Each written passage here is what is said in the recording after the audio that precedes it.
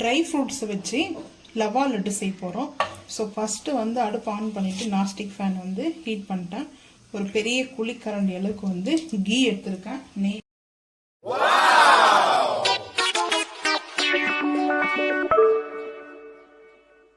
வந்து பார்த்தீங்கன்னா இந்த நெய் வந்து மெல்ட் ஆகிடுச்சு.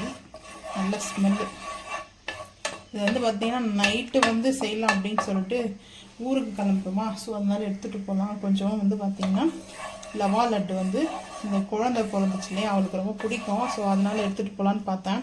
ஸோ இங்கே வந்து பார்த்திங்கன்னா கீ வந்து ஹீட் ஆகிடுச்சு, மெல்ட் ஆகிடுச்சு. இப்போ நல்லா நம்ம ரவை வந்து சேர்த்துக்கலாம். நான் ஒரு டம்ளர் அளவுக்கு எடுத்துருக்கேன், கண்ணாடி டம்ளரில். ரோஸ்டர் ரவை தான் இருந்தாலும் வந்து ரோஸ்ட் பண்ணிக்கிறது வந்து பார்த்திங்கன்னா நம்மளுக்கு கரெக்டாக இருக்கும்.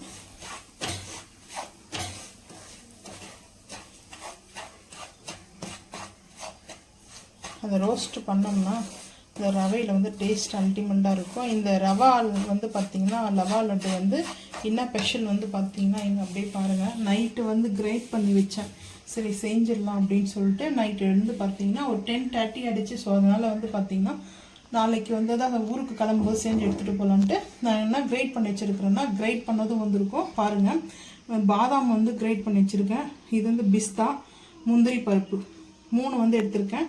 ட்ரை ஃப்ரூட்ஸ் நம்ம வந்து ட்ரை ஃப்ரூட்ஸில் வந்துட்டு நம்மளுக்கு திராட்சை வரும், அதுவும் ஆட் பண்ணிக்கலாம்.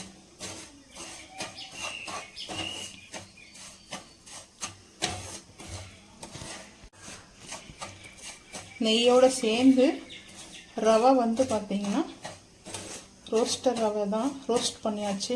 அந்த கீயோட ஸ்மெல்லு சூப்பராக இருக்குது.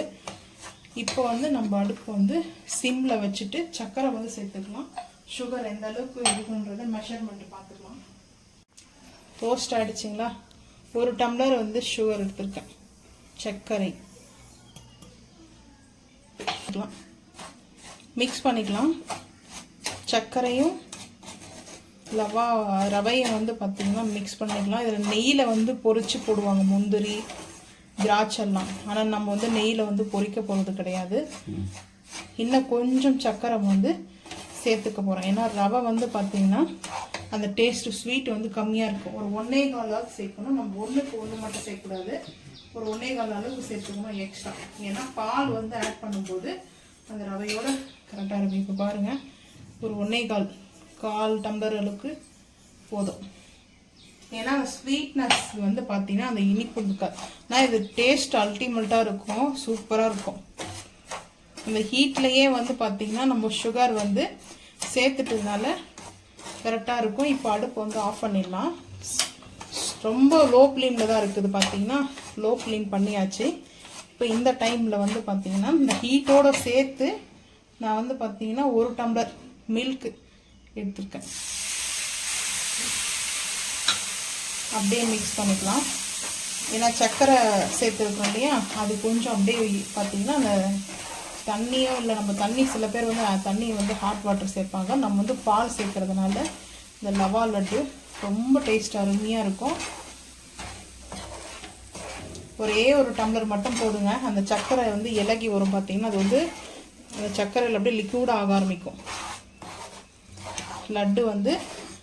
லட்டு வந்து கரெக்டாக வந்துடுச்சு பதம். ஸோ இப்போ வந்து அடுப்பெலாம் ஆஃப் பண்ணிட்டு நான் அப்படி தான் சேர்த்துருக்கேன். இந்த டைமில் வந்து பார்த்திங்கன்னா முந்திரி வந்து கிரைண்ட் பண்ணி வச்சுருக்கேன், பாதாம் கிரைண்ட் பண்ணி வச்சுருக்கேன், பிஸ்தாவும் இங்கே வந்து பார்த்திங்கன்னா சேர்த்துக்கலாம். இது வந்து எல்லாமே கிரைண்ட் பண்ணதுனால பவுட்ரு மாதிரி தெரியும். சாப்பிடும்போது அந்த லைட்டாக வந்து நம்ம அந்த இது கிடைக்கும். வந்து பார்த்திங்கன்னா சேர்த்தாச்சு. குழந்தைங்களுக்கு வந்து இந்த மாதிரி ஹெல்த்தியானது வந்து ஸ்வீட் வந்து செஞ்சு கொடுங்க. இந்த லவா லட்டு வந்து பார்த்திங்கன்னா ட்ரை ஃப்ரூட்ஸ் வந்து பார்த்திங்கன்னா பாதாம் முந்திரி பிஸ்தா வச்ச லவா லட்டு. இப்போ கரெக்டாக இருக்குது. ஒரே ஒரு டம்ளர் மட்டும் தான் நான் வந்து பால் சேர்த்துருக்கேன். அது வந்து நீங்கள் வந்து பால் சேர்க்கும்போது வந்து பார்த்திங்கன்னா கொஞ்சம் கொஞ்சமாக சேர்த்துட்டு பாருங்கள், நம்மளுக்கு வந்து அந்த பால்ஸ் மாதிரி பண்ணுறதுக்கு வரணும். இப்போ கரெக்டாக இருக்குது. இப்போ வந்து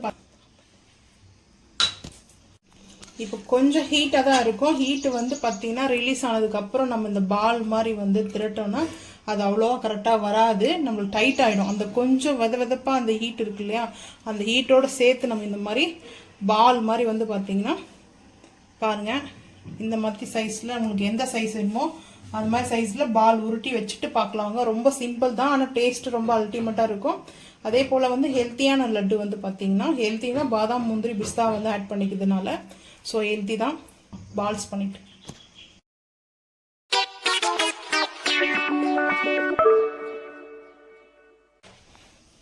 ஃபைனலாக வந்து பார்த்தீங்கன்னா ட்ரை ஃப்ரூட்ஸ் லவா லட்டு வந்து செஞ்சு முடிச்சிட்டோம்.